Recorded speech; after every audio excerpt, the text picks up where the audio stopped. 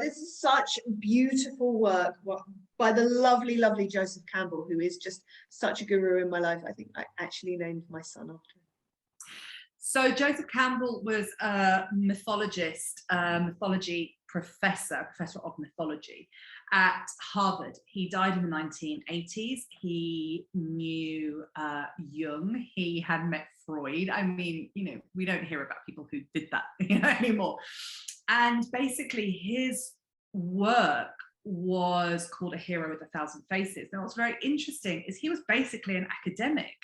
And what's happened is over the past 40 years is he has become a bit of a guru in the self-awareness, self-development, spirituality world, because his work actually categorizes the process that we go through to become fully awake.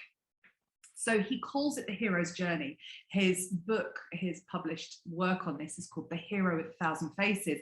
And it basically talks about how every single story in the world, and he used to go to indigenous cultures and study ancient myth, and he would read religious text and spiritual work and just everything. And he realized that actually it's the same story. It's the same story. There is a hero, or a heroine if you're female, but there is a hero, and that hero goes on a journey, and the journey always has the same elements. And so the reason that we all are really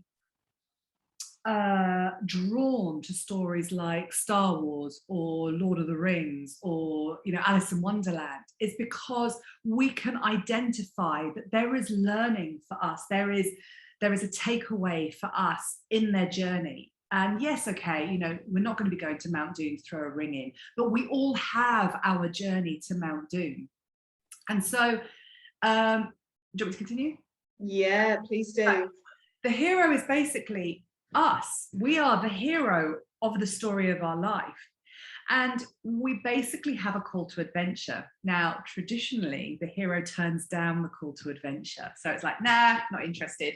In fact, I think Luke Skywalker does that at the beginning. Nah, I'm all right on Tatooine, thanks. Quite happy doing what I'm doing, bimbling around. But then something happens. There is a supernatural aid. So if we think about Spider-Man, it's, you know, the death of his uncle that's like the things that spurs him on. There is always a supernatural something outside our control happens where it spurs us on. So in my personal story, which is quite well publicized, I nearly died giving birth to my daughter in 2004. That was such a spur. I could not carry on in my life the way that I was. I just couldn't carry on in a job that made me, you know, want to do this and just carry on being miserable and just pretending that everything was okay and following that conditioned path of what good looked like. I think what's really important here, and what I love about what you've just said, is that often we are called to this kind of work because we go through some kind of catastrophic event. Yeah. And we can label it as something awful has happened to me. But if we start to step back and look at the bigger picture of, you know, I look at in my history, some of the things that I thought were the worst things that could possibly happen to me were the doorways into me stepping into discovering myself and discovering this work. And so you may have come to this work because you are going through a grief or a divorce or something's happened in your life that it just absolutely forces you to have a look at, I don't want life to be like this anymore. I can't continue to live like I am doing, and I've got to find a way through this. Yeah. And I know that call to adventure, like many of us, you may have seen this kind of work for years. You've been maybe following us or whatever, but it took something really, okay, now I'm ready. Yeah. And that's often the supernatural age you're talking about, right? Yeah. And you know what, when you first started speaking and you said, some of us have been, you know, maybe you've been called to this because something bad's happened to you. You know, the response I had in my head was, if you're lucky enough to have had a catastrophic event that has led you to doing this work. And I'm not saying that to diminish anyone's experience, because I know really well the pits of hell that I was in. when I had my call to adventure. And there was no way that I would have thought that I was lucky. I mean, I was in PTSD. I did not think I was lucky. I now see that it gave me no choice. And when I look at friends or, clients who are maybe going round and round and round, and they don't have a big enough boot up the bum, there's not enough reason. Let's go back to that Liz Gilbert quote. Until you are tired enough of the bullshit, until it's bad enough, you won't change it. So the supernatural aid is absolutely the universe working for you, not against you. So yeah, there is, again, real beauty in, I've gone through so much pain that I have no choice now but to change it. So we start on a journey, a metaphorical journey, or in the case of Alice, or in the case of Bilbo Baggins. I never remember which Baggins it was. A Baggins. They start there. Both of them. They both go on a journey. But all the Baggins, the whole Baggins family on a journey. Baggins go on their journeys. So they start to walk. Now I'm going to refer to whichever blimmin' Baggins it was. Blimmin' Baggins, not Bilbo or Fredo. Oh no, that's that chocolate thing, isn't it? We used to eat when we were 10. Fredo Baggins, getting all confused. So basically, they have had this call to adventure. They've had their supernatural aid, and now they're going to start walking. We start walking, and basically that just means starting to become curious, to see what else is out there. So that might be that you've signed up to this course, something that we've talked about resonated with you. Maybe your anxiety had got too deep, or you were just feeling unfulfilled, or you didn't know how to communicate with your partner. So then what happens is we get to a point where we're in the known world at this point, and we have to step into the unknown. Now there will be threshold guardians. So I remember, my big, thing was I changed career and I moved into an alternative health sphere. My dad is a rocket scientist, and we lived next door to, like head of hospital doctors, consultants. And I remember my dad just going, there is no way, you will bring shame on this family, you charlatan. He was literally a threshold guardian going, no, none shall pass, none shall pass. That's the threshold guardians. In the case of the Baggins, if you know the story, as soon as he steps into the forest, there's those scary, terrifying horses that make the horrible noises. It's like to stop you moving any further. But this is the beginning of the transformation. It's like, okay, I'm going to risk it. I'm going to risk it. And the beautiful thing is, the second you do, there will be a helper. So I know, so the hero's journey is not only in our life, but every single time we have an issue, every single time there's a relationship we need to change, friendship or personal relationship, every time we want to change job, every time we've got to go back into do I need to change my diet? What do I need to do? Every single time we're going on the hero's journey. And one of my favorite phrases is, as soon as it's tough, look for the helpers, look for the helpers. That might be really inspiring people that you found on Instagram, which at some point in your journey, you're no longer going to find inspiring because you don't need their help anymore. It's fascinating. Or it could be friends, it could be a therapist, it could be anybody. Look for the helpers. And there will also be a mentor. And so a helper and a mentor. And I know when I'm in, even now, as a mentor, as an educator, I know when I'm stepping into the unknown, the first thing I do is go, right, who do I need? Who do I need to find to help me, give me knowledge to get me through to the next bit? So what's also important about stepping from the known into the unknown, so I know this is very much part of my experience, is that the unknown is scary because I didn't know it. And so I was always looking for certainty with making like, what's going to happen, what's happening next, what's happening next. And this is part of the trust that you talked about. It's that, and this is where like going on a journey is going to bring up our stuff, that need for control that I had, being able to start to be aware of that I've got that control, that I need it to be known, and from this map, understanding that it's okay because you have the mentors, because you're going to have the community, so there's going to be the helpers, that trusting that the way to your salvation is to step into the unknown and trust. It's like that. I'm going to do another story here. It's the Last Crusade, it's Indiana Jones, when he takes that risk and he takes that step onto the bridge that is invisible, and the bridge appears. And it's the same here. If you have that fear of the unknown, clock it. Okay, we are going to help you and give you the tools to be able to recognize when fear comes up, how to work with it, how the need for control is a very, very common one. And so how to be with that. We are going to be teaching that, but it's first of all about recognizing it. Yeah, absolutely. So there will be challenges, there will be temptations. So, you know, the bribery of, was it the beautiful, beautiful fairy queen, or she was the elf queen who, you know, wanted Bilbo to give her the ring, and all of these, there'll be challenges, temptations, trying to get you off your path. But during those challenges and temptations, it's what's forging you.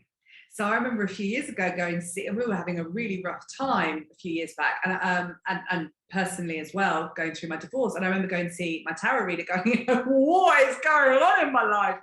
And he just said, like, every single tarot card, he said, the only words I've got for it are, you are being tempered like steel. It's like, if I can beat you really hard, life is beating you really hard so that you come out stronger. So it's where we are forged. And so the challenges and temptations, again, when we see it from this perspective, it becomes liberating. It's like, hooray! I knew that. Well, I think there's also something about doing this work, is that we energetically start to open ourselves up for, okay, I'm ready for the journey. And so then life starts to send us difficulties. Yeah.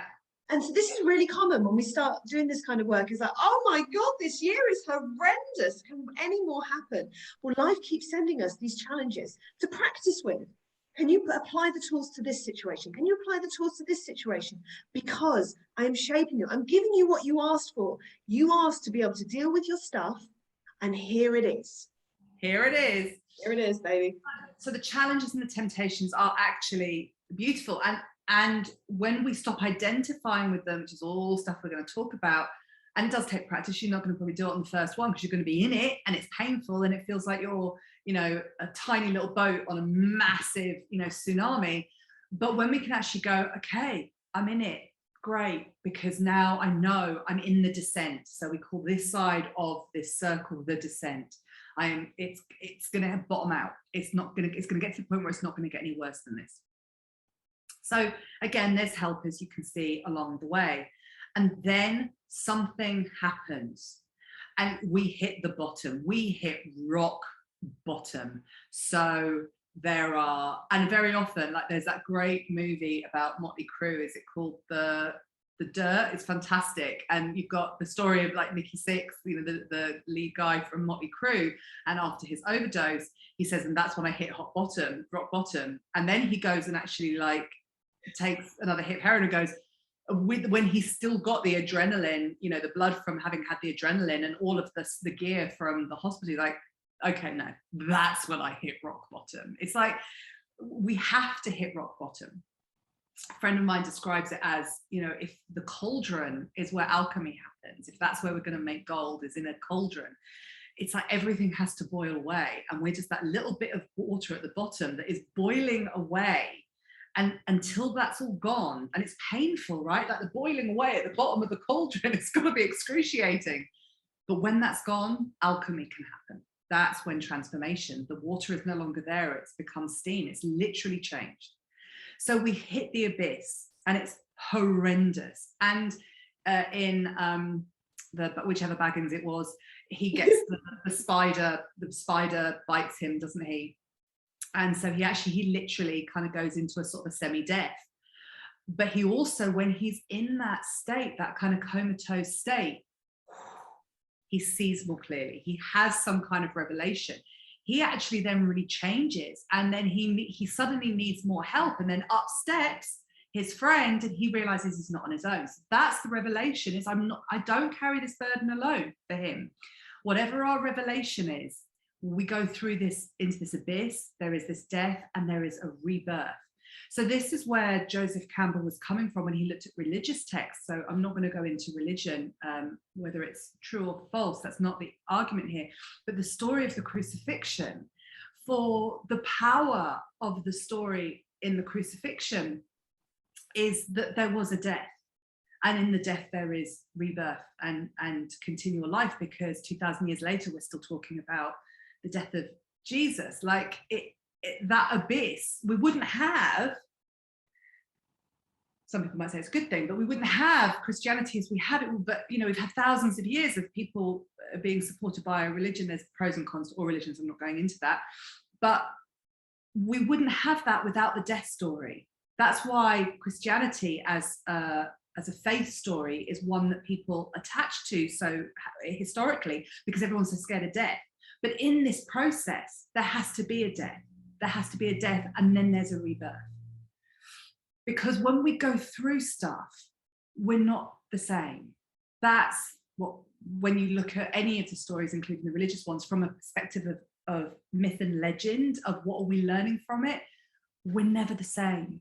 I remember in the midst of my PTSD, and Laura, you'll remember me saying this, going, I just want to be me again. I just want to be me again. I just want to feel like me again. I never did feel like me again. I came out of that an entirely different person. Thank goodness. Thank goodness. I had a similar experience as the divorce that I went through in 2010. Like, one of the nicknames that you had for me was Princess Dora, because good grief, was I a good girl, and I was living my life with just the way I thought it had to be lived. And there was such a darkness that happened around that period. And it was the death of Princess Dora. That part of me, which was quite naive, quite ignorant, would only ever look at, I think that's good, and I'm not going to look at any of the rubbish. Like, that part of me, it's such a young part of me, that little girl, had to die off for the woman to come through.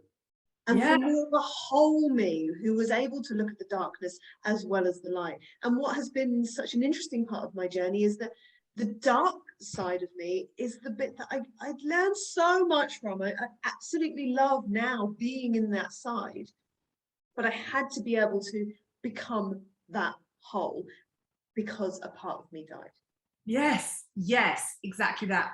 So we have revelation. We see the parts of us that need to die for this transformation to happen. So when we transform, we then actually go on this path of atonement. And, you know, we have Mr. Baggins kind of going, wow, I was really awful to all of you. Soz. Whoops.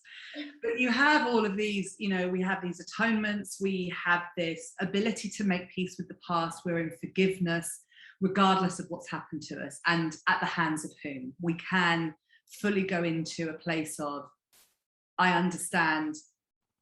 I'm going to say this cautiously because I know an awful lot of people have experienced abuse, and I'm in no way saying that we have a hand in creating abuse for us, like especially things like, you know, rape. We don't ask for this. That I'm not saying that we have to take self-responsibility for that having happened, but we can start to see how, right, I can use this to help me evolve. I can either use it to keep me trapped, or I can use it to help me to evolve. And that's what the atonement does. If there is something, not necessarily with abuse, but if there is something that we need to take responsibility for, then we do. And in some abuse I've experienced, I needed to learn firmer boundaries. I needed to learn not caretaking. It was a very specific type of abuse. So that there sometimes is a lesson in there around what I need to do differently. And sometimes it's around, how do I forgive so that I can move on? And that can be a lifetime's work. That can still be a lifetime's work. I also think around that atonement piece is often when the guilt emotion can come up, of maybe looking back in the past, or and sometimes it can be the beating self up. Why did I do that? Why did that happen? Why didn't I change it? Why? Because we learn from this journey, we get a different perspective. And so that atonement piece, if guilt or self-attack is coming up, it is to do with the self-love piece, which we're going to cover in greater detail. So it is about being able to hold oneself through it, but it can be quite common that those kind of emotions can come up when we get the realization of, oh my God, this is starting to all make sense now. And why didn't I? Yeah, like if you break down the word atonement, it's the at one moment. So if I can go back to that place, and how do I become at one with it, or even a step before this thing happened, and see it playing out like a play, what's the learning for me, or what are the lessons I'm going to need to learn here to be able to step into forgiveness? When I look at it very differently, that's real atonement. That's atonement. And then it's like that could happen to you 20 years ago, but the last 20 years are healed. When you really come truly at one with that situation, everything changes. So then we move back into the known world, and we return with the gift of the goddess. We come back with the nectar. The nectar is the revelation. In the Arthurian legend, he comes back with the sword. The goddess literally gives him a gift of the sword. Always get Monty Python in my head then, watery bin throwing a sword from a lake. So you've returned. I can't crack it. Just got a watery bin threw you a sword from a lake. Anyway, so you return. And so you're, as a hero, you're ready to go again. And this is the beauty, is the more we do this, the more we're ready to go again without so much trepidation. I don't need such a big supernatural aid. And the Dalai Lama talks about this. I'm really paraphrasing here because he doesn't say it like this. He says it in a much more wise Dalai Lama kind of way. But basically, my interpretation is that the universe is going to whisper to you. It's going to send tiny little whispers. That's your call to adventure. It's like whisper, whisper, whisper, whisper. And then you ignore it and you ignore it. And so then it starts to whisper more loudly, and then it starts to speak loudly, and then it starts to shout, and then it'll tap you on the shoulder, and then it'll hit you on the shoulder. And the next thing you know, you've been hit by a bus. Like, that's like, how much do you have to be called before you start walking? And my experience is I had to be called a lot. I had to nearly die to start the bloody walk. These days, I literally just hear the beginnings of a whisper and I'm like, I'm off. I'm going. I'm doing it. I'm on it. I'm being pulled. Okay, I can commit. But that's only, and same for you, Laura, I know, but that's only because we've done the journey. We have practiced it. We've shaken up the stuff that needed to shake.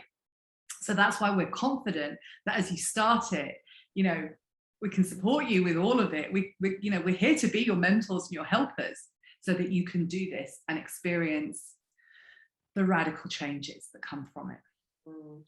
And so I think that would come to the end of the Hero's Journey, which I absolutely adore. And I think the real take home from this is that, yes, you may have come into this because you want something really hopeful for the future. And this is something that we really, really practice and teach, is the only way that we can come into that incredible, ecstatic, joyful, happy existence is when we can come down into the abyss. So if this unfolds, be prepared that there could be things that are challenging, uncomfortable. Actually, I do believe that if you're doing the work properly, it is going to be challenging and uncomfortable places. So the more that we get like comfortable with the uncomfortable, that it's going to be that way, the more that we can see that this journey is going to be richer. I just want to say something about this as well, because I think we're going to move on to change curve next. Is that right? Yeah. I just want to say something about this because it's not a get out of jail free card, but it's sort of a get out of jail free card.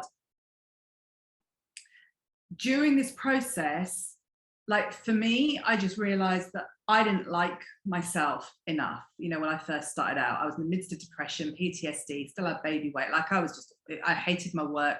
There were so many things that I needed to change. That was the call to adventure. But it started off with just training in something I was interested in, to be honest, and taking the risk of starting a career and not even knowing if I'd be able to pay the bills. That was the call to adventure. But I didn't have any clue where it was going to lead me. And at the time, it wasn't the right time for me to even deal with the PTSD. It wasn't the right time for me. I probably knew that my relationship wasn't right, but it wasn't the timing for that. You might become aware that you hate your work, or that you don't even like your relationship, or you don't like, I don't know, something or another. You don't have to change everything in one go. There is timing. There is absolutely timings. And sometimes when we go on this journey, Yogi Bhajan, the guru of Kundalini Yoga, says that predominantly, I mean, if there are men out there, hi, it's great to have you. I know that our demographic tends to usually be women, but hi, you're welcome. But Yogi Bhajan talks about women being the torchbearers. That can be for any gender. Somebody just has to start the journey. Just somebody starting the journey and getting a few steps ahead lights the way for partners, friends, children. That's, that then can often repair relationships, or it's going to put a bigger schism between them. But you don't have to make those decisions now. And one of my other favorite sayings is, we don't need to make decisions. The decisions will come to you when the time is right. So you don't need to force anything. All you need to do is go, right, all I want to do is work on my anxiety. Okay, great. That's all you're going to do. So it's not like everything has to shift and change in this one go. You've got a lifetime to curate the life that you want.